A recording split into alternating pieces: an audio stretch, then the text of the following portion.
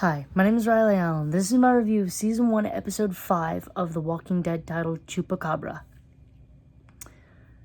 So we start off with a flashback with Shane, Carl, Lori, Carol, Sophia, Ed all on the highway to Atlanta. And we see the bombing of Atlanta. Or Shane and Lori do. Then it shows, Lori waking up and having a conversation with Carol, and Carol deciding to make dinner for Herschel, Beth, Maggie, and Patricia, and Jimmy, as a thank you for, letting them stay on the land.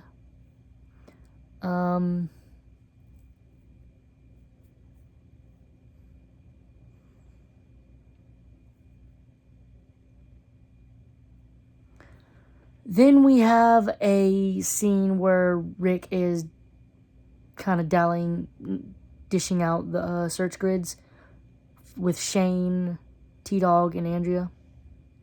Jimmy comes up to offer his help, and and Daryl's also there. I love this scene because Jimmy is just a random addition, and you don't really think of him as interacting with them for some reason, because Herschel's got his group separated, and the Rick's group is their own separate ones. There's a little overlap, mostly with Herschel and Maggie.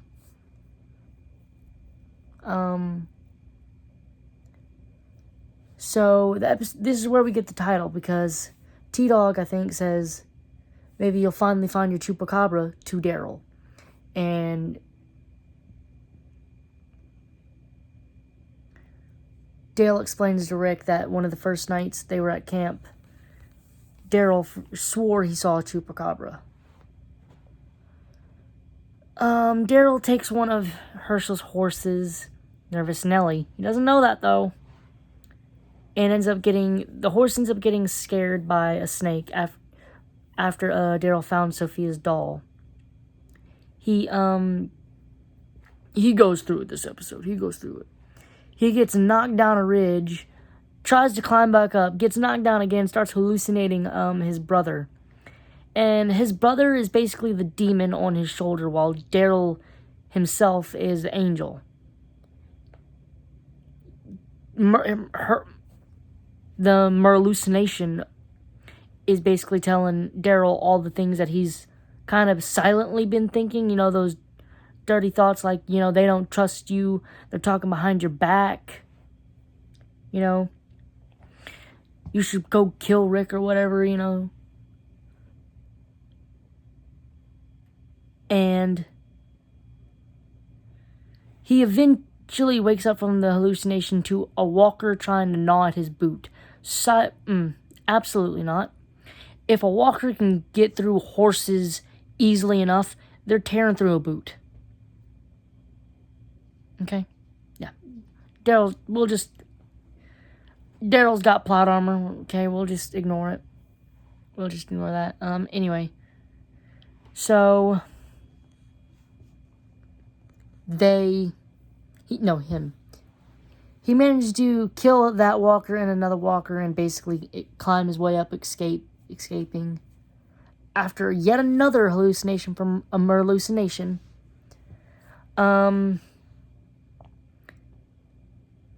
We have a scene between Herschel and Rick. I really love those two together because you have Rick they just work really well in scenes together. Herschel, basically, the whole conversation boils down to, you control your people, I'll control my people.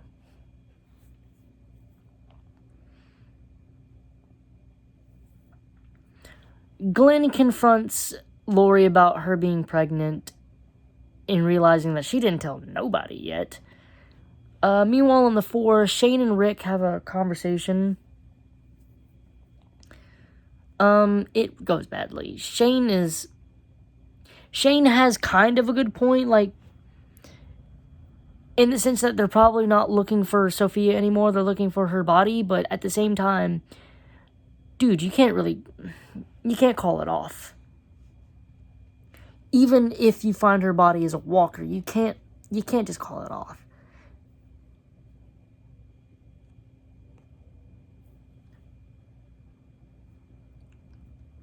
They end up getting into an argument, and Shane compares the search for Sophia as trying to find a cat up a tree. You know, I guess Rick thinking he's got to do a small good deed or whatever, worthless good deed. That's the way I took it, you know. Saving a cat from a tree in Shane's eye would be a worthless good deed. Trying to find this girl is a worthless good deed that Rick's trying to do. And Rick throws that back. You think Sophia's a cat in a tree. And Shane gets defensive despite Rick literally just taking Shane's word for face value. I don't know how else Rick was supposed to really take Shane's word other than, yeah, you think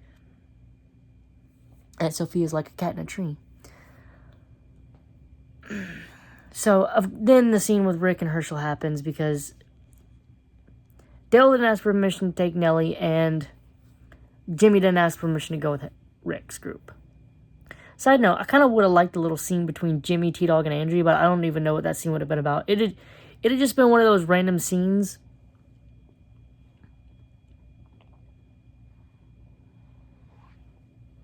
That I just kind of feel... I don't even know what it would have been about, but it just been funny as hell. Because those three characters, Jimmy, Andrea, and T-Dog, don't seem like they should interact. So it'd be funny if they did.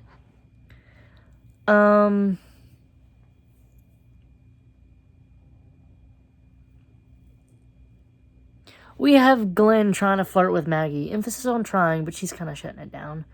Trying to shut it down anyways.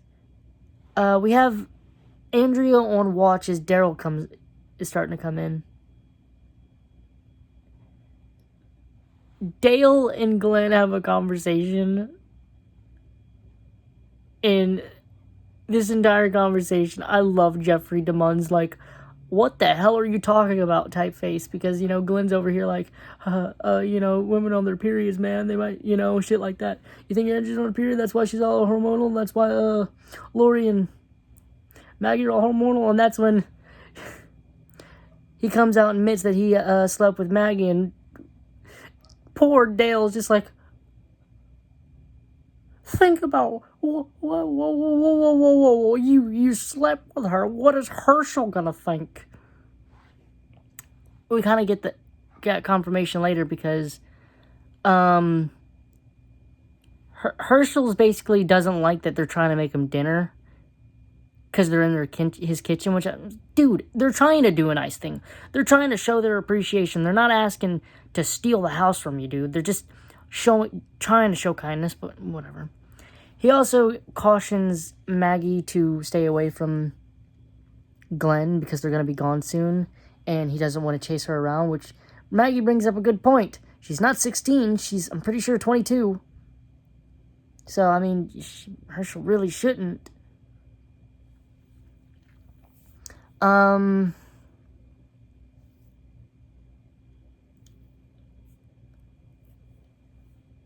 Daryl comes in, and Andrea, I guess she really wants to prove herself that she's not like, she's up to she's up to survive, you know, be a fighter. So she shoots Daryl. And side note, they all tell her don't do that. And she really shouldn't have. That's a waste of a bullet for one walker when you could have had T-Dog, Dale, Shane, Rick, Glenn go at it with a hatchet or a knife or whatever. If it was just the one, you should have kept it silent. That gunshot could have very well led others to them, which is just dumb as hell. And it's funny as hell because that's something she was giving Rick grief for in the second episode, firing all those shots. I mean, granted, it was only the one for her, but still.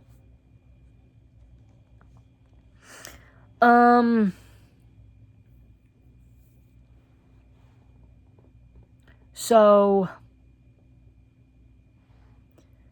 they managed to get Daryl to safety, and Dale comforts Andrea about shooting him, and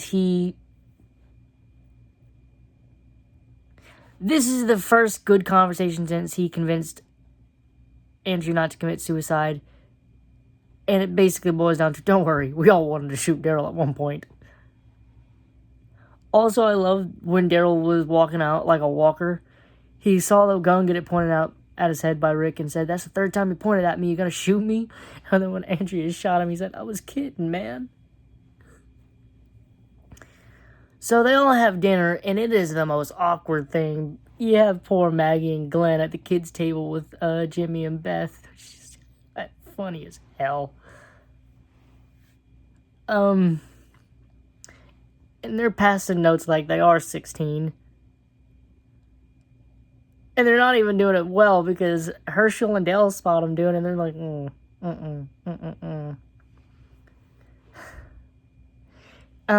The dinner goes sideways because Otis gets brought up, and Carol goes in to give Daryl some food, and she says, thanks him for doing it, and Daryl says it's not anything Rick or Shane would have done, and that's debatable. I don't think Shane, at this point in time, Shane would have done shit. But, okay, whatever. You do you, Daryl.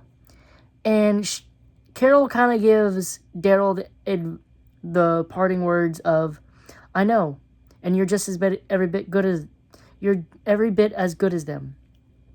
Which I think, Daryl needed to hear from someone from the group to basically tell his inner Merle, they do value me.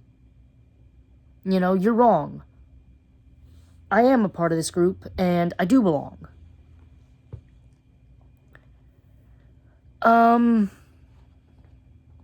So Maggie finally reads the note, and it's from Glenn. Meet me in the hayloft, and she hauls ass, not for the reason you think, because ominous music starts walking. Glenn's at the hayloft, looks down in the inside of the barn.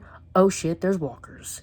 She comes in and says, you weren't supposed to see that. You got walkers on this farm. What do you mean I wasn't supposed to see that? So,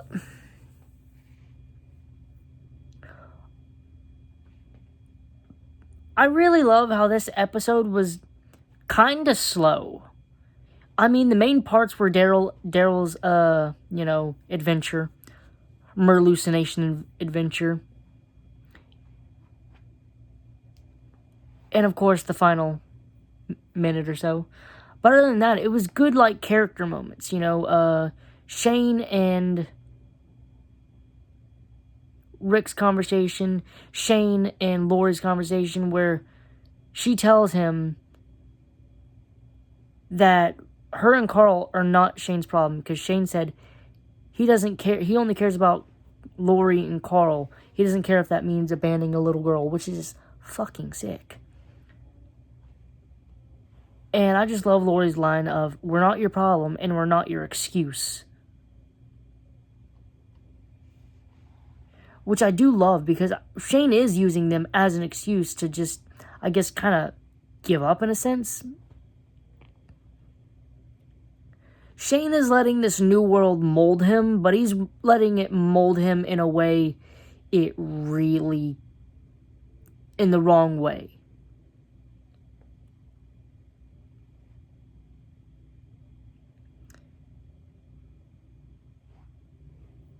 He's letting the new world harden him and take all the goodness that was Shane Walsh, or that could, and just basically sucking it out of him. Also, he mentions Otis's death to Rick like he didn't shoot Otis himself and leave him for dead. Like, okay, buddy. Alright.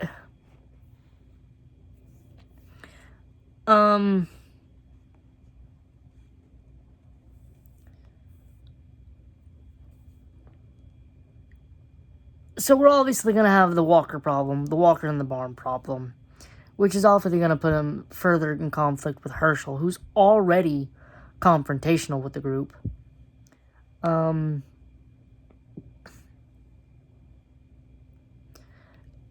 It's also definitely going to deteriorate Maggie and Glenn's relationship. I remember that, or at least for a little while. Overall, I really enjoyed this episode. It was nice. It wasn't so much fast-paced where it was boom, boom, boom, things are always happening. It was a nice, leisurely type of watch. It wasn't a complete nothing episode, because it had, Daryl, I guess, kind of realize he's a part of the group. And I guess Lori kind of realizing how far gone Shane is getting, in a sense. And, of course, the Walker in the barn. I'm going to give this episode a 9 out of 10. Thanks for watching the video. Leave a like, comment, subscribe if you want, and I'll see you in the next video.